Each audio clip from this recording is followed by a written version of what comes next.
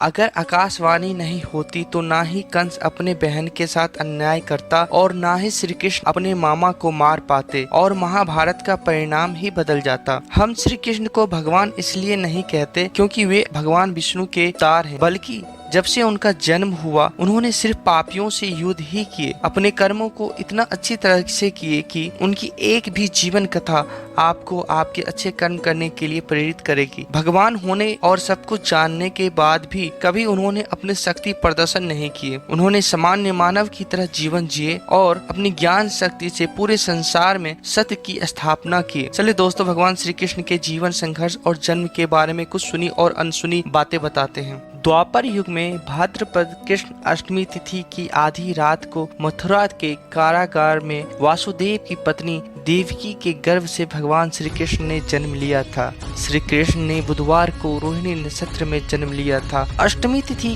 को रात्रि काल अवतार लेने का प्रमुख कारण उनका चंद्रवंशी होना बताया जाता है। श्री कृष्ण चंद्रवंशी, चंद्रदेव उनके पूर्वज और बुध चंद्रमा के पुत्र हैं। इसी कारण चंद्रवंश में पुत्रवत जन्म लेने के लिए कृष्ण ने बुधवार का दिन चुना। भगवान श्री कृष्ण ने माता देवकी के 8वें संतान के रूप में जन्म लिया था। श्री कृष्ण जी का जन्म मथुरा में मामा कंस के कारागार में हुआ था। माता देवकी राजा कंस की बहन थी, इसलिए भाद्रपद कृष्ण अष्टमी तिथि को भगवान श्री कृष्ण का जन्मोत्सव मनाया जाता है। द्वापर युग में भोजवंशी राजा उग्रसेन मथुरा में राज करता था। उसके पुत्र कंस ने उसे गद्दी से उतार दिया और स्वयं मथुरा का राजा बन बैठा। कंस की एक बहन देवकी थी, जिसका विवाह वासुदेव नामक यदुवंशी सरदार से हुआ था। एक समय कंस अपनी बहन देवकी को उसके ससुराल पहुंचाने जा रहा था। रास्ते में आकाशवाणी हुई, हे कंस, जिस देवकी को तू बड़े प्रेम से ले जा रहा है उसी में तेरा काल बसा है। इसी के गर्भ के उत्पन्न 8वां बालक तेरा वध करेगा। यह सुनकर कंस वासुदेव को मारने के लिए तैयार हुआ। तब देवकी ने उसे विनय पूर्वक कहा, मेरे गर्भ से जो संतान होगा उसे मैं तुम्हारे पास ला दूंगी। बहनोई को मारने से क्या लाभ। कंस ने देवकी की बात मान ली और मथुरा वापस चला गया। उसने वासुदेव और देवकी को कारागृह में डाल दिया। देवकी के एक एक करके 7 बच्चे हुए और 7 को जन्म लेते ही कंस ने मार डाला। अब 8वां बच्चा होने वाला था। कारागृह में उन पर कड़े पहरे बैठा दिए गए। उसी समय नंद की पत्नी यशोदा को भी बच्चा होने वाला था। उन्होंने वासुदेव देवकी के दुख जीवन को देख 8वें बच्चे की रक्षा का उपाय रचा। जिस समय वासुदेव देवकी को पुत्र पैदा हुआ, उसी समय संयोग से उन्होंने वासुदेव देवकी की दुख को देख भगवान विष्णु वसुदेव देवकी के दुखी जीवन को देख 8वें बच्चे की रक्षा का उपाय रचा। जिस समय में वासुदेव देवकी को पुत्र पैदा हुआ, उसी समय संयोग से यशोदा के गर्भ से एक कन्या का जन्म हुआ, जो और कुछ नहीं सिर्फ माया। जिस कोठरी में देवकी वासुदेव कैद थे, उसमें अचानक प्रकाश हुआ और उनके सामने शंख चक्र गदा धारण के चतुर्भुज भगवान प्रकट हुए। दोनों भगवान के चरणों में गिर पड़े। तब भगवान ने उनसे कहा, अब मैं पुनः नवजात शिशु का रूप धारण कर लेता हूँ। तुम मुझे इसी समय अपने मित्र नंदी जी के घर वृंदावन में भेज आओ और उनके यहाँ जो कन्या जन्मी है उसे लाकर कंस के हवाले कर दो। इस समय वातावरण अनुकूल नहीं है, फिर भी तुम चिंता न करो। जागते हुए पहरेदार सो जाएंगे, कारागृह के फाटक अपने आप खुल जाएंगे और उफनती यमुना तुमको पार जाने का मार्ग दे देगी। उसी समय वासुदेव नवजात शिशु रूप श्री कृष्ण को सूप में रखकर कारागृह से निकल पड़े और यमुना को पार कर नंदी जी के घर पहुँचे। वहाँ उन्होंने नवजात शिशु को यशोदा के साथ सुला दिया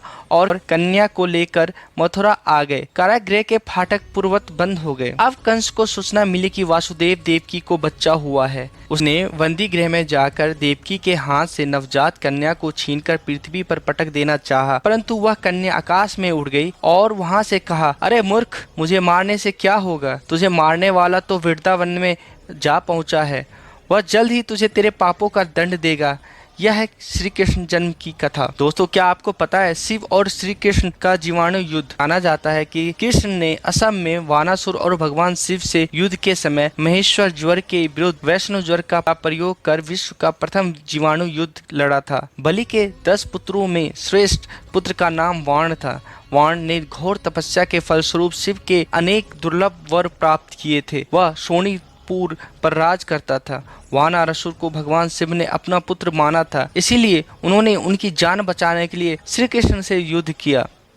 वानासुर अहंकारी, महापापी और अधर्मी था। कहते हैं कि युद्ध में श्री कृष्ण ने शिव पर जिम्बास्त्र का प्रयोग किया था। यह युद्ध में वानासुर की जान बचाने के लिए स्वयं पार्वती जब सामने आ खड़ी हो गई, तब श्री कृष्ण ने वानासुर को अभय दान दिया। युद्ध का कारण दरअसल वानासुर की सुंदर कन्या उषा को अनिरुद्ध अपना दिल दे बैठे थे। श्री कृष्ण के पुत्र प्रद्युम्न का पुत्र अनिरुद्ध था। वानासुर को जब यह पता चला तो उसने अनिरुद्ध और उषा दोनों को कारागृह में डाल दिया। नारद ने श्री कृष्ण से जाकर कहा, आपके पुत्र अनिरुद्ध को वानासुर ने कारागृह में डाल दिया है। श्री कृष्ण ने बलराम तथा प्रद्युम्न के साथ वानासुर पर आक्रमण कर दिया। अंत में सबको परास्त कर श्री कृष्ण उषा और अनिरुद्ध को लेकर द्वारका पहुंच गए। भगवान श्री कृष्ण ने नरकासुर से भी युद्ध किया। नरकासुर को भौमासुर भी कहा जाता है। कृष्ण अपनी 8वीं पत्नी के साथ सुखपूर्वक द्वारिका में रह रहे थे। एक दिन स्वर्गलोक के राजा देवराज इंद्र ने आकर उसने प्रार्थना की, हे श्री कृष्ण, प्रयाग ज्योतिषपुर के दैत्यराज भौमासुर के अत्याचार से देवतागण त्राहि त्राहि कर रहे हैं। क्रूर भौमासुर ने वरुण का छत, अदिति के कुंडल और देवताओं की मणि छीन ली है और वह त्रिलोक विजयी हो गया है। इंद्र ने कहा, भौमासुर ने पृथ्वी के कई राजाओं और आम जनों की अति सुंदर कन्याओं का हरण कर उन्हें अपनी यहाँ बंदी गृह में डाल रखा है। कृपया आप हमें बचाइए प्रभु। इंद्र की प्रार्थना स्वीकार करके श्री कृष्ण अपनी प्रिय पत्नी सत्यभामा को साथ लेकर गरुड़ पर सवार हो प्रयाग ज्योतिषपुर पहुँचे। वहाँ पहुँचकर भगवान कृष्ण ने अपनी पत्नी सत्यभामा की सहायता से सबसे पहले मूर दैत्य सहित मूर के 6 पुत्रों त्राम, अंतरिक्ष, स्वर्ण, भीमा पशु, नवरसान और अरुण का संहार किया। मूर दैत्य का वध हो जाने का समाचार सुन भौमासुर अपने अनेक सेनापतियों और दैत्यों की सेना को साथ लेकर युद्ध के लिए निकला। भौमासुर को स्त्री के हाथों मरने का श्राप था, इसलिए भगवान श्री कृष्ण ने अपनी सत्यभामा को सारथी बनाया और घोर युद्ध के बाद अंत में कृष्ण ने सत्यभामा की सहायता से उसका वध कर डाला। महाभारत युद्ध 22 नवंबर 3067 ईसा पूर्व हुआ था। तब श्री कृष्ण 55 या 56 वर्ष के थे। हालांकि कुछ विद्वान मानते हैं कि उनकी उम्र 83 वर्ष की थी। महाभारत युद्ध के 36 वर्ष बाद उन्होंने देह त्यागी थी। इसका मतलब 119 वर्ष की आयु में उन्होंने देह त्याग किया था। आर्यभट्ट के अनुसार महाभारत युद्ध 3137 ईसा में हुआ होगा। भगवान श्री कृष्ण ने युद्ध नहीं लड़ा था, लेकिन उन्होंने इस युद्ध का संचालन जरूर किया था। माना जाता है कि महाभारत युद्ध में एकमात्र जीवित बचा कौरव युद्धसु था और 24,165 कौरव सैनिक लापता हो गए। लव और कुश की 50वीं पीढ़ी में शैल्य हुए, जो महाभारत युद्ध में कौरवों की ओर से लड़े थे। कलयुग के आरंभ होने से 6 माह पूर्व मार्गशीर्ष शुक्ल 14 को महाभारत का युद्ध का आरंभ हुआ था, जो 18 दिनों तक चला था। इस युद्ध में श्री कृष्ण ने अर्जुन को गीता का ज्ञान दिया था। दोस्तों, क्या आपको पता है, कंस की मृत्यु के पश्चात उसका ससुर जरासंध बहुत ही क्रोधित था। उसने कृष्ण और बलराम को मारने के लिए मथुरा पर 17 बार आक्रमण किए। जरासंध जब भी आक्रमण करता उसे हार का मुंह देखना पड़ता। वह फिर से सेना जुटाता और ऐसे राजाओं को अपने साथ जोड़ता जो श्री कृष्ण के खिलाफ थे और फिर हमला बोल देता। हर बार श्री कृष्ण पूरी सेना को मार देते, लेकिन जरासंध को छोड़ देते। बड़े भाई बलराम को यह बात अजीब लगी। आखिर में एक युद्ध के बाद बलराम से रहा नहीं गया और उन्होंने श्री कृष्ण से पूछ ही लिया। बार बार जरासंध हारने के बाद पृथ्वी के कोने कोने से दुष्टों को अपने साथ जोड़ता है और हम पर आक्रमण कर देता है और तुम पूरी सेना को मार देते हो, किंतु असली खुरापात करने वाले को ही छोड़ देते हो, ऐसा क्यों? तब हंसते हुए श्री कृष्ण ने बलराम को समझाया, हे भ्राता श्री, मैं जरासंध को बार बार जानबूझकर इसलिए छोड़ दे रहा हूँ ताकि वह जरासंध पूरी पृथ्वी से दुष्टों को अपने साथ जोड़े और मेरे पास लाता रहे, और मैं आसानी से एक ही जगह रहकर धरती के सभी दुष्टों को मार दे रहा हूँ। नहीं तो मुझे इन दुष्टों को मारने के लिए पूरी पृथ्वी पर चक्कर लगाना। दुष्ट दलन का मेरा यह कार्य जरासंध ने बहुत ही आसान कर दिया है। पांडवों और कौरवों के मध्य युद्ध होने के पूर्व के कई प्रसंग हैं। भगवान श्री कृष्ण ने दोनों पक्षों को समझाकर इस युद्ध को टालने का था संभव प्रयास, किंतु असफल रहे। युद्ध हुआ एवं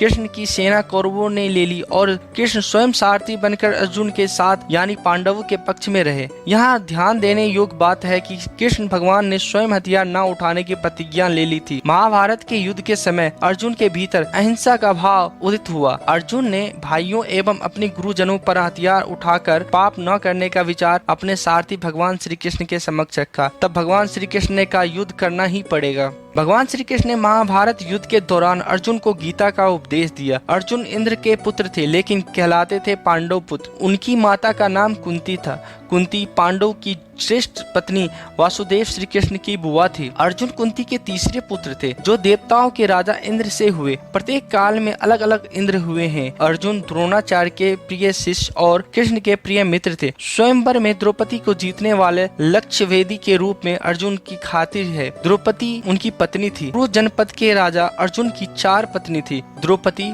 सुभद्रा, उल्पी और चित्रांगदा। द्रौपदी से श्रुतकर्मा और सुभद्रा से अभिमन्यु, उल्पी से इरापत, चित्रांगदा से भर्भुवाहन नामक पुत्रों की प्राप्ति हुई। अभिमन्यु का विवाह महाराज विराट की पुत्री उत्तरा से हुआ। महाभारत युद्ध में अभिमन्यु वीरगति को प्राप्त हुए। जब महाभारत का युद्ध चल रहा था तब उत्तरा गर्भवती थी। उसके पेट में अभिमन्यु का पुत्र पल रहा था। द्रोण पुत्र अश्वत्थामा ने यह संकल्प लेकर ब्रह्मास्त्र छोड़ा था कि पांडवों का वंश नष्ट हो जाए। अश्वत्थामा के ब्रह्मास्त्र प्रहार से उत्तरा ने मृत शिशु को जन्म दिया था। तो भगवान श्री कृष्ण ने उत्तरा पुत्र अभिमन्यु को ब्रह्मास्त्र के प्रयोग के बाद भी उसे जीवित कर दिया। यही बालक आगे चलकर राजा परीक्षित नाम से प्रसिद्ध हुआ। परीक्षित के प्रतापी पुत्र हुए जन्मेय। ऐसे कई उदाहरण हैं जबकि भगवान श्री कृष्ण ने लोगों को फिर से जीवित कर दिया। भीम पुत्र घटोत्कच के पुत्र बर्बरिक को गर्दन कटी होने के बावजूद श्री कृष्ण ने उसे महाभारत युद्ध की समाप्ति तक जीवित रखा।